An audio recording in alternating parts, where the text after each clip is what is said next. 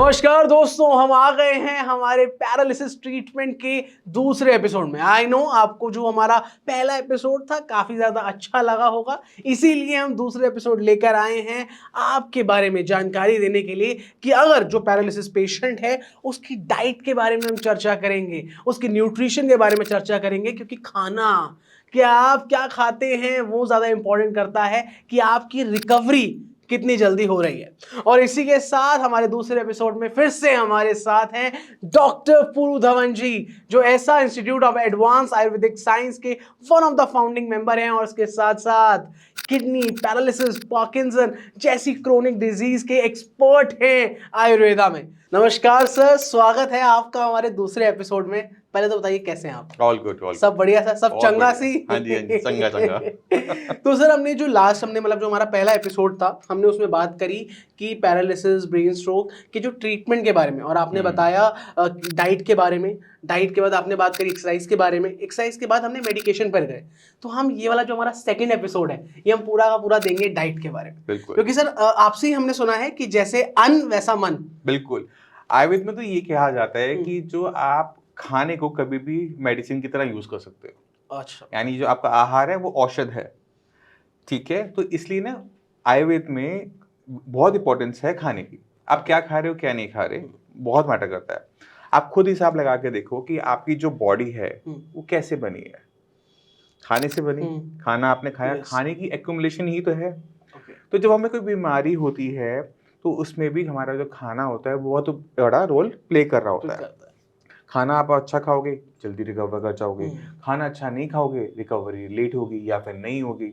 तो paralysis patient में क्योंकि ब्रेन में नुकसान हुआ है, ब्रेन स्ट्रोक वाले पेशेंट, ब्रेन में नुकसान हुआ है, प्रोटीन का पार्ट है ब्रेन, अब उसको फैट प्रॉपर मिलेगा, प्रोटीन प्रॉपर मिलेगा तो उसमें रिकवरी फास्ट हो जाएगी। तो आपको अपने खाने पीने का बहुत ज़्यादा ध्यान रखना पड़ता है। तो सर जैसे हमने एक बार जो पहले वीडियो को भी बनाई थी तो आपने हमें बताया था कि अगर आपको हेल्दी रहना है तो फाइबर अच्छा खाइए, ओमेगा 3 फैटी एसिड्स लीजिए, है ना। अब आप बताइए, अगर कोई पैरालिसिस का पेशेंट है उसके लिए डाइट क्या होनी चाहिए? उसके लिए डाइट होनी चाहिए कि उसको अपने खाने के अंदर प्रोटीन की मात्रा ज्यादा रखनी है। Okay, protein. हाँ, अब प्रोटीन ये नहीं डब्बे वाला। हाँ, ये मेरा अगला यही था। ये सबसे बड़ी गलती सब यही करते हैं, प्रोटीन बोला डब्बा ले आओ, है ना। ये गलत है। आपको ध्यान रखना है कि आपके किचन में, आपके घर में प्रोटीन वाली चीजें कौन सी ज्यादा अवेलेबल होती हैं। क्योंकि पेशेंट होंगे दो टाइप के। इंडिया में 70% पेशेंट जो होते हैं, पॉपुलेशन है, वो वेजिटेरियन। तो वहीं से शुरू करते हैं। अगर पेशेंट वेजिटेरियन है तो पहला चीज ध्यान रखनी है कि दूध की मात्रा बढ़ा देनी है। मिल्क जो है वो कंप्लीट फूड है, ठीक है। उसमें विटामिन सी के अलावा सब कुछ मिलता है। और जब हम छोटे होते हैं तो वो ग्रोथ करने में भी हेल्प करता है, जब मम्मी पिलाती हैं। हाँ, और आजकल रीलें चल रही हैं कि दूध खराब है। हाँ, ऐसा नहीं है, दूध अच्छा है। आपको ध्यान देना होता है कि कितनी मात्रा में से कंजम्पशन कर रहे हो और कौन सा दूध आप पी रहे हो। गाय का दूध लो, कम फैट वाला होता है, दिन में 2 बार पिया, खांसी जुकाम जल्दी हो जाता है, उसमें हल्दी डाल लो, काम खत्म। एक गिलास प्रोटीन हो गया, कैल्शियम हो गया, विटामिन मिनरल सब कुछ आ गया। आपको सोचने की जरूरत नहीं है कि क्या रह गया, ठीक है। दूसरी इंपॉर्टेंट चीज जो आपको डाइट में ऐड करनी होती है वो है सूप। आपने मशरूम लिया, मशरूम में सब्जियां साथ में और सब्जियां रखी, आपको जो डालना है, गाजर वाजर जो डालना, मटर वटर जो डालना, उसमें डाला। साथ में आपने उसमें रखा दालें कौन सी? कोई भी, मूंग की दाल। हाँ, मूंग की दाल सबसे बेस्ट रहती है। आपने मूंग की दाल रखी, चने रखे, आपको काले चने पसंद है, आपने काले चने रखे। कोई भी दाल, कोई भी सब्जी, साथ में रखे आपने मशरूम, और आपने सूप बनाकर उसका डेली दिन में 2 बार ले लिया चाय की जगह। अच्छा, ये सूप में सब कुछ है, फाइबर भी है, इसमें विटामिन भी हैं, इसमें मिनरल्स भी हैं, इसमें माइक्रोन्यूट्रिशन भी पूरा है और प्रोटीन भी है। और डाइजेशन में भी हेल्प करता है। डाइजेशन में भी हेल्प करता है, भूख खोल देता है, उसके बाद खाना खाने का और मन करता है। अब आपने खाना जो खाया उसकी ताकत तो मिलेगी, साथ में आपको सूप की एक्स्ट्रा ताकत मिल गई। ये एक्स्ट्रा ताकत हमें देनी भी है पेशेंट को, क्योंकि हमने उसके ब्रेन को हमने रिकवर करना है। अब बॉडी में अगर आपने खाना डाला ही नहीं तो आप रिकवरी के बारे में उम्मीद मत रखो। अगर खाना आप अच्छा खा रहे हो तो आप उम्मीद तो रख सकते हो ना कि मेरी बॉडी में कच्चा माल है, मेरी बॉडी में कच्चा माल है तो पक्का माल बन जाएगा, मेरी ब्रेन की रिकवरी हो जाएगी। अगर आपने खाने को उबला हुआ कर दिया, घिया तो टिंडा, क्योंकि अक्सर क्या होता है बताता हूँ, पेशेंट आता है, पेशेंट को हुआ ब्रेन स्ट्रोक, इस्चेमिक। डॉक्टर ने बोला आपका कोलेस्ट्रॉल ज़्यादा था, इस वजह से आपको हुआ। अब आपको खाना वो खाना है जिसमें कोलेस्ट्रॉल ना हो। बिल्कुल सही, डॉक्टर ने गलत बोला? नहीं बोला। पेशेंट गलती से क्या करता है, घी या तोरी टिंडा उबाल के खाना शुरू कर देता है। क्योंकि सर यही चीजें होती हैं। आपका माइंड क्या बोलता है कि तला हुआ मत खाओ, घी तेल मत खाओ, उबला हुआ खाना खाना शुरू कर दिया। ये तो बढ़िया है फिर। अब पेशेंट से खाना ना खाया जाए, क्योंकि बीपी को कंट्रोल करने के लिए उसने नमक कम कर दिया, मसाले कम कर दिए, मिर्ची कम कर दी, और उसने उबला हुआ खाना खाना शुरू कर दिया। 4 दिन तो खाया गया, 5वें दिन से उसका खाना खाना बंद। अब घर वाले कहेंगे बस यही खाना है, डॉक्टर ने बोला यही खाना है, और फिर बोलेगा कि टेस्ट भी नहीं आ रहा। पेशेंट की condition day by day deteriorate होती रही, क्योंकि पेशेंट फूड का इंटेक प्रॉपर नहीं कर रहा था। समझने वाली जरूरत ये है कि कोलेस्ट्रॉल कम करने के लिए फैट कम करना है, समझ में आता है। कोलेस्ट्रॉल कम करने के लिए प्रोटीन कम करना है, ये समझ में नहीं आता।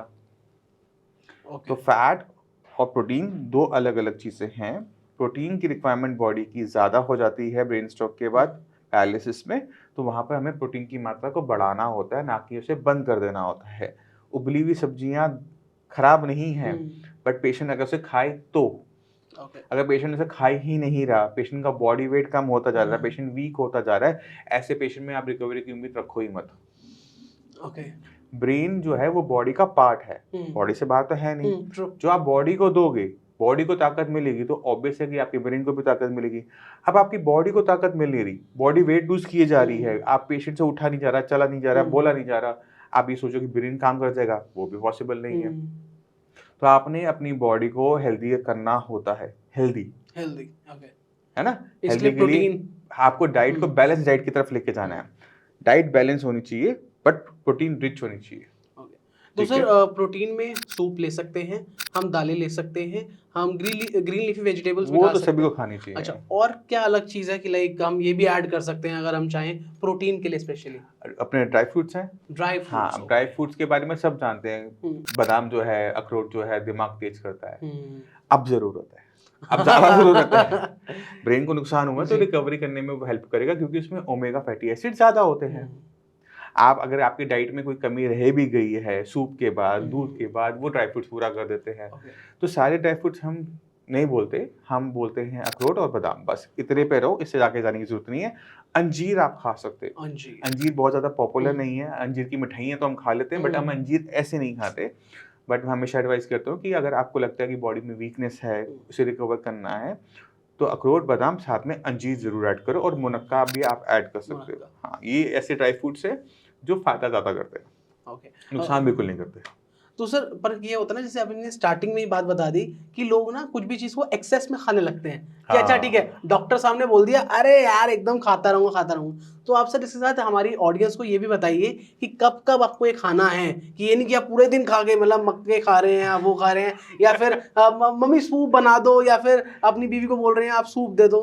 देखो, आप मिल्क दिन में 2 बार रखो, मॉर्निंग इवनिंग, सूप भी मॉर्निंग इवनिंग अपना प्लेस कर दो। ड्राई फ्रूट्स दिन में 1 बार या 2 बार बहुत होते हैं। मॉर्निंग में आप उठे, अपने ड्राई फ्रूट्स थोड़े बहुत ले लिए, तो आप एक्टिव हो जाते हो। उसके बाद आप अपनी एक्सरसाइज स्टार्ट करो, एक्सरसाइज करोगे, आपको भूख लगेगी, फिर आप ब्रेकफास्ट पे जाओ। मॉर्निंग के टाइम में अपने ड्राई फ्रूट्स लगा देने चाहिए सभी को, है ना। सभी को, आप बीमार नहीं हुए तो भी आप अपने ड्राई फ्रूट्स मॉर्निंग में बिफोर ब्रेकफास्ट आप उसे लगा लो। उसके बाद अपनी एक्सरसाइज करो जो आपने करनी है, जो आपको स्ट्रेचिंग करनी है, जो आपको योगा करना है, जो भी आपकी हो, न्यूज़पेपर पढ़ना, न्यूज़पेपर पढ़ा, उससे पहले उठते ही पहला काम ब्रश करने के बाद आप ड्राई फ्रूट्स खा लो, उसके बाद आप फ्री हो। तो जो भी काम आपको वो लगता है ना कि आपको बांधता है या एक रूटीन में डालता है, उसको सबसे पहले क्लियर कर दो, उसके बाद आप फ्री हो जाते हो, फिर आप और चीजें भी खा सकते हो। बिल्कुल। और सर मुझे एक चीज और पूछनी थी कि जो मेरी तरह नॉन वेजिटेरियन है, हाँ, ठीक है, तो अच्छा, हम तो भूल गए आपको।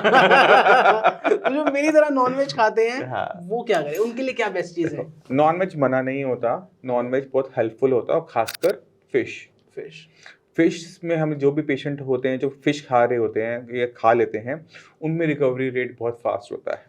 अब क्यों होता है, कैसे होता है, उसे समझना बहुत मुश्किल काम नहीं है। अच्छा। फिश के अंदर क्या हो रहा है कि वाइल्ड कैच हुई, खेती तो होती नहीं फिश की, है ना, तो उसके अंदर जो न्यूट्रिशन वैल्यूज होती हैं वो किसी और चीज से ज्यादा होती हैं।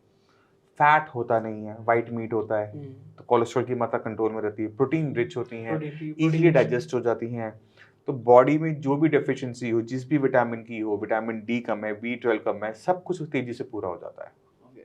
तो जो लोग नॉनवेज खा लेते हैं उनको सिर्फ 2 या 3 चीजें अलाउ करता हूँ। एग वाइट, फिश वाइट, छोटी, बड़ी नहीं, ठीक है, हाँ। और साथ में आप चिकन सूप, फिश का सूप, चिकन सूप और एग वाइट आप ले सकते हो। तलना नहीं है, फ्राई नहीं करना, किसी और फॉर्म में नहीं खाना, सिर्फ आप जो सूप बना रहे हो उसमें सूप में कुछ पीसेस डाल दो। बस अब इतना ही खा सकते हो, इससे ज्यादा क्रॉस नहीं करना, वरना सिस्टम हैवी हो जाएगा, जो फायदे के जो नुकसान वो चीज पहुंचा जाएगी। और सर ये जो नॉन वेज है, लोग बोलते हैं कि अरे वेजिटेरियन होने में ज़्यादा फायदा है क्योंकि उसके पास ज़्यादा ऑप्शंस बढ़ जाते हैं, ठीक है। बट मुझे ऐसा लगता है कि नॉन वेजिटेरियन के पास जो प्रोटीन की मात्रा है जो हम सूप से लेंगे वो ज़्यादा आ जाती है कहीं ना कहीं। देखो, बॉडी कितना प्रोटीन यूज करेगी वो डिपेंड करता है कि बॉडी की रिक्वायरमेंट क्या है। आपने मुंह से डाला इसका मतलब ये नहीं कि वो आपकी बॉडी पे आके लग जाएगा, है ना। बॉडी को जितना जरूरत है उससे बस वो खींच लेगी, बाकी सबको वो स्टूल के रास्ते बाहर कर देती है। तो ना वेज खराब है ना नॉन वेज खराब है। ये जो फाइट चल रही है ना वेज एंड नॉन वेज की, उसको खत्म कर देना चाहिए मेरे हिसाब से। वेज भी अच्छा है, नॉन वेज भी अच्छा है, दोनों की अपनी इंपॉर्टेंस है। आप दोनों ही खाओ। अगर आप सपोज करो कि वेजिटेरियन हो तो आपको फूड की मात्रा पर ध्यान देना है कि आप कितनी मात्रा में खाना खाते हो। आपको अपनी डाइट अच्छी रखनी होती है, उसमें आपको ध्यान रखना होता है कि उसमें ड्राई फ्रूट्स हों, उसके अंदर मशरूम्स हों, उसके अंदर हमारी और ताकत वाली चीज़ें हों, जिससे आपकी बॉडी अच्छी तरीके से परफॉर्म करती रहे, बॉडी में किसी तरह की डेफिशिएंसी ध्यान हो। अगर आप नॉनवेज खाते हो तो नॉनवेज भी एक अमाउंट, अब ये आप रोज नॉनवेज खा रहे हो, तीनों टाइम नॉनवेज खा रहे हो, बीमार पड़ जाओगे, बिल्कुल बीमार पड़ जाओगे। आप नॉनवेज को अपना डाइट का 5 to 10% रखो, यानी पूरे हफ्ते में 1 से या 2 मील अगर आप नॉनवेज खा रहे हो आपको कुछ नहीं होगा। अगर आप रोज नॉनवेज खाओगे तो ऑब्वियसली आप भी बीमार पड़ोगे। तो किसी भी चीज की अति नुकसान दे जाती है। पर सर हम ये भी तो देखते हैं कि लोगों के अंदर मतलब खाना, जैसे आपने डाइट बता दी, पर जिनमें न्यूट्रिएंट एब्जॉर्प्शन की कमी हो, क्योंकि आपके पास बहुत सारे पेशेंट्स भी ऐसे आते होंगे, है ना, कि भाई खाते तो हम बढ़िया हैं बट हमारी बॉडी में लगता नहीं है, नहीं उनके लिए क्या है? वो 2 टाइप की होते हैं। Okay, please. एक ये है कि पेशेंट का जो जेनेटिक जीन्स ऐसे हैं कि वो मोटा नहीं हो सकता। कौन है ऐसे लोग? बहुत होते हैं। तो वो जीन पूल एक ऐसा है। अगर आप देखो, अब मैं कोई एग्जांपल देता हूँ, आप बिहार ये यूपी वाली बेल्ट साइड जाओगे ना तो वहाँ पे बहुत पतले पतले लोग मिलते हैं आपको। उनका जीन पूल ही पतला है, उनको आप जितना मर्जी खाना खिला लो, जैसे मर्जी खाना खिला लो, कोई फर्क नहीं पड़ता, वेट गेन नहीं कर सकते वो। और पंजाबी लोग होते हैं वो वेट लूज नहीं कर सकते। मुझे देख लो। तो ये जीन पूल का भी थोड़ा सा इसमें आ जाता है। तो एक तो ये हो गया। दूसरी इंपॉर्टेंट चीज होती है बीमारी। वो दोनों लोग हेल्दी हैं, मतलब आप मोटे होकर भी हेल्दी हो सकते हो, आप पतले होकर भी हेल्दी हो सकते हो। एक प्रॉब्लम होती है जिसमें हम खाने को एब्जॉर्ब नहीं कर पा रहे होते, वो बीमारी है, वो अलग है। वो आईबीएस की वजह से हो सकता है, वो कोलाइटिस की वजह से हो सकता है। तो अगर आपकी इंटेस्टाइन्स, क्योंकि सारा खाना एब्जॉर्ब करती हैं, उसमें किसी भी टाइप की दिक्कत है तो आपकी एब्जॉर्प्शन हिंडर हो जाएगी, यानी आप जो खाना खा रहे हो उसमें से ताकत निकलकर आपके खून में नहीं जा पाएगी, आपको वो महसूस नहीं होगी। आप खाना खाते हुए रहोगे और आप वीक महसूस करते रहोगे। तो वो बीमारी है, वो आपको जज करना पड़ता है कि पेशेंट को क्या दिक्कत हो रही है, फिर उस हिसाब से आपको ट्रीटमेंट रखना पड़ता है। तो सर जो एज अ आयुर्वेदा है, उन आयुर्वेदा का जो ट्रीटमेंट होता है वो एक मतलब पर्टिकुलरली अलग हो जाता है प्रॉपर प्रोस्पेक्ट से? हाँ, उसमें ना फंडामेंटल्स तो देखो बॉडी सेम है जी, सबके लिए बॉडी सेम है, बॉडी के सारी फंक्शनिंग सेम है।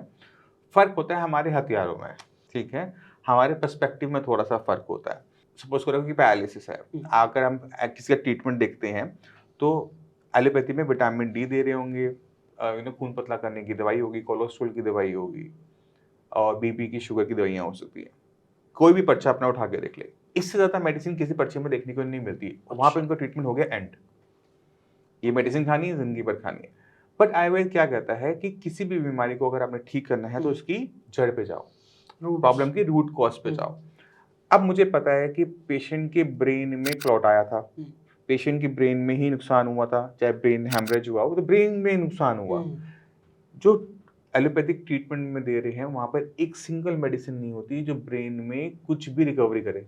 वो अपने एंड पे ठीक है कि दोबारा ना हो, इसलिए हमने मेडिसिन को प्लेस किया है, बट वो ट्रीटमेंट नहीं है ना। पेशेंट की रिकवरी कहाँ हो रही? बिल्कुल नहीं हो रही। अगर हम पेशेंट की ब्रेन में रिकवरी करना चाहते हैं तो हमें ब्रेन के हिसाब से सब कुछ सोचना पड़ता है। खाना खाना है ब्रेन के हिसाब से, एक्सरसाइज करनी है ब्रेन के हिसाब से, अगर मेडिसिन भी खानी है तो ब्रेन के हिसाब से। तो आपने सुना होगा बचपन में, आपने भी अखरोट बादाम बहुत खाए होंगे, मम्मी ने खिलाया होगा कि मेरा बच्चा होशियार हो जाए। क्यों खिलाया था? था तो आयुर्वेद। आपको कभी मल्टीविटामिन की गोली क्यों नहीं दी गई कि इससे ब्रेन तेज हो जाएगा? सर देसी मम्मी सिर की मालिश क्यों करती थी? ताकि दिमाग सर दर्द ना हो, दिमाग तेज हो जाए, हाँ। है ना, बच्चा इंटेलिजेंट बन जाए। ये सारा आयुर्वेद ही तो था।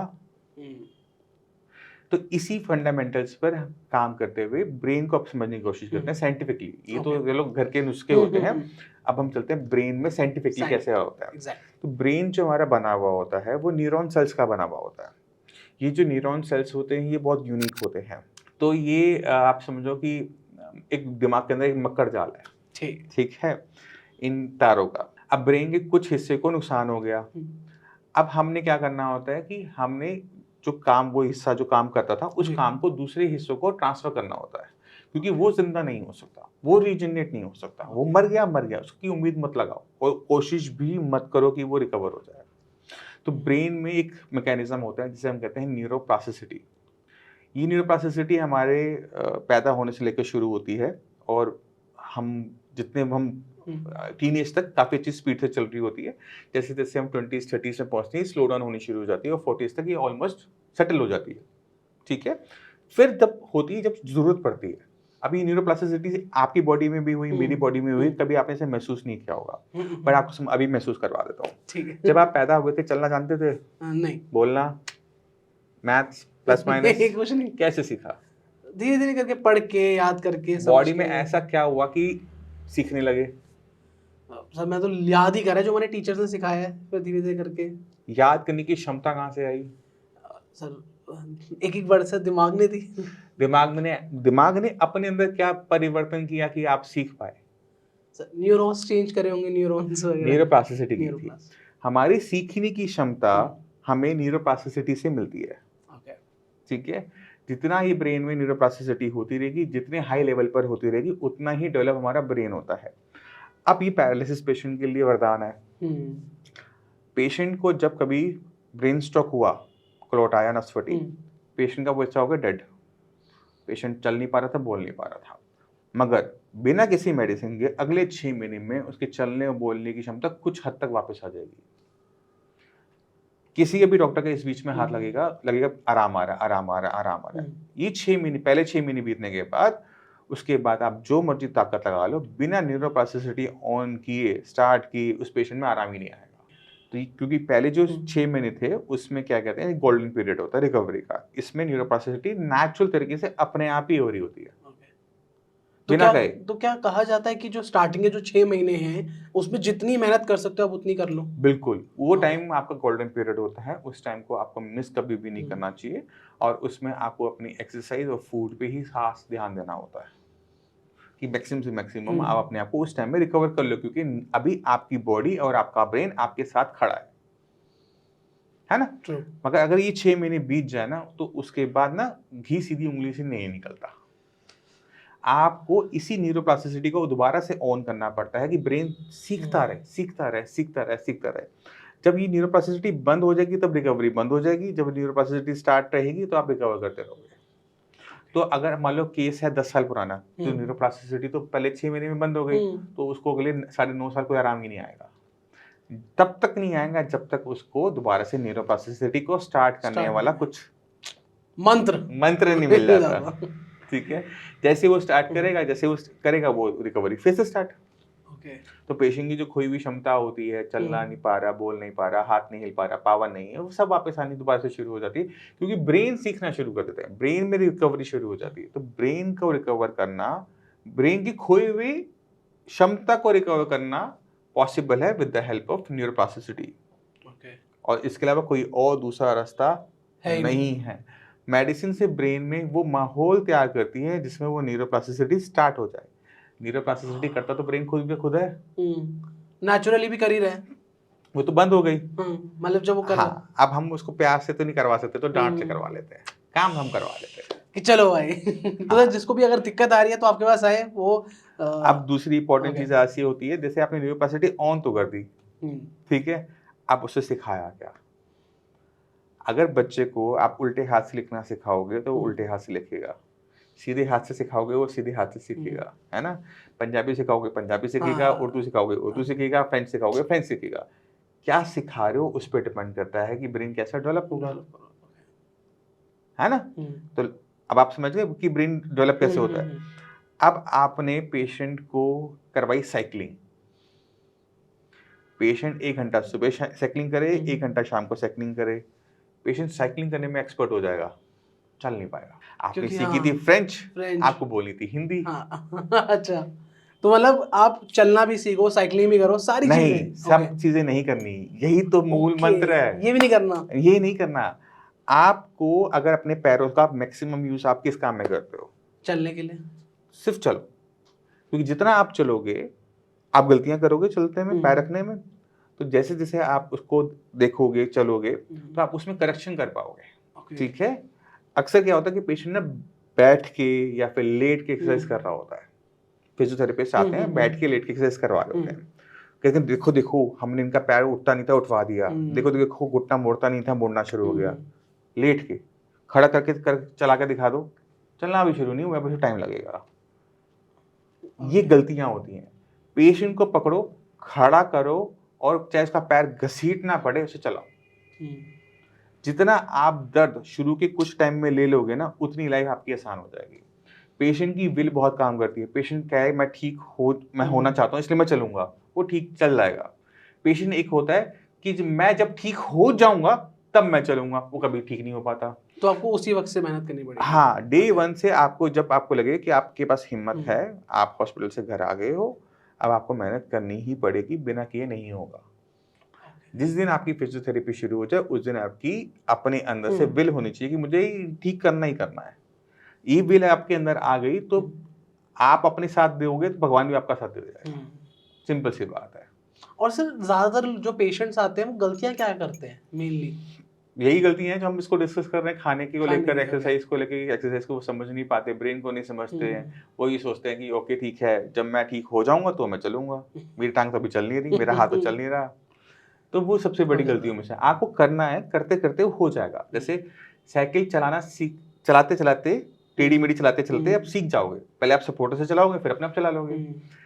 मगर अगर आप साइकिल पे बैठे ही नहीं, सीख पाओगे? तो नहीं, बैठना तो पड़ेगा ना, पैडल मारना पड़ेगा ना। नहीं संभलेगी कोई बात नहीं, गिरते गिरते सीख जाओगे। जाओगे। एग्जैक्टली सेम चीज आपकी पैरालिसिस में भी होती है।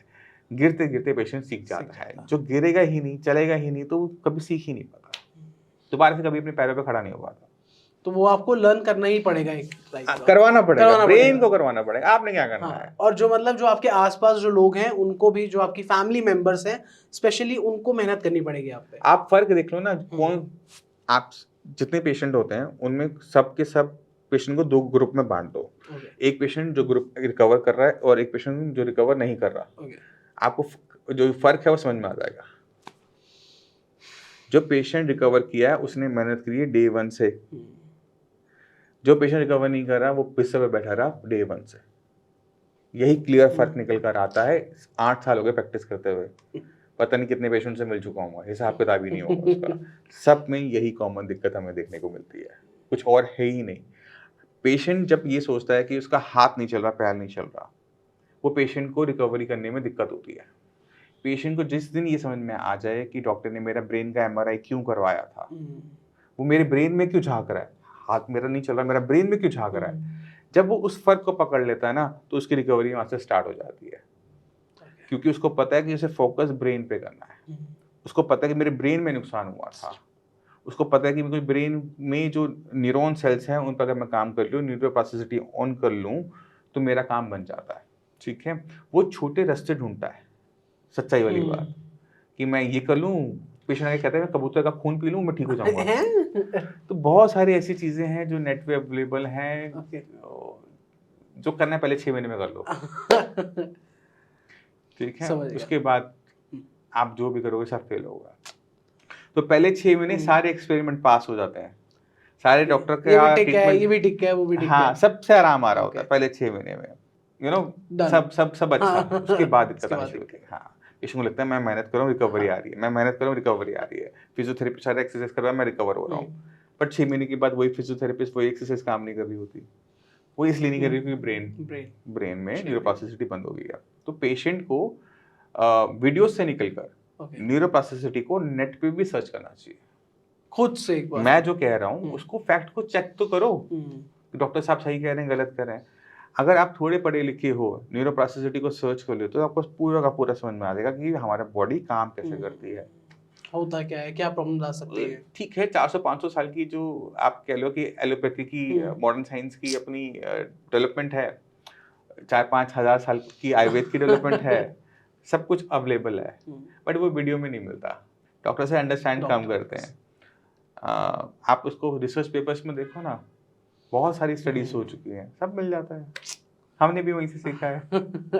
तो सर आप जो हमने जितने भी सारे आपसे सवाल पूछे, आप सबका जवाब अभी दे दोगे तो हम बाकी एपिसोड में क्या दिखाएंगे।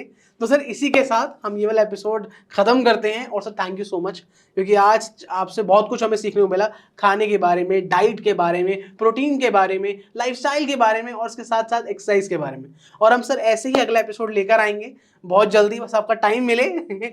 और हमारी ऑडियंस का बहुत ज़्यादा धन्यवाद। ये वाला जो सीरीज का जो एपिसोड था, जो एपिसोड 2 था, वो थोड़ा लंबा हो गया है, बट हम इससे इमोशनल कनेक्ट कर पा रहे हैं आपके साथ, हमारे साथ। और इसके साथ साथ हमने जो डाइट बोली है, जो डॉक्टर साहब ने जो डाइट बताई हैं, उनका आप खास कर ध्यान रखें और अपने पर भरोसा करें। तो चलिए दोस्तों, मैं चलता हूं। और अगर आपको ये हमारी सीरीज का दूसरा एपिसोड अच्छा लगा हो तो प्यार दीजिए, लाइक कीजिए, शेयर कीजिए और सब्सक्राइब करना मत भूलना। तो चलिए दोस्तों, चलता हूं और मिलता हूं मैं आपसे नेक्स्ट एपिसोड में।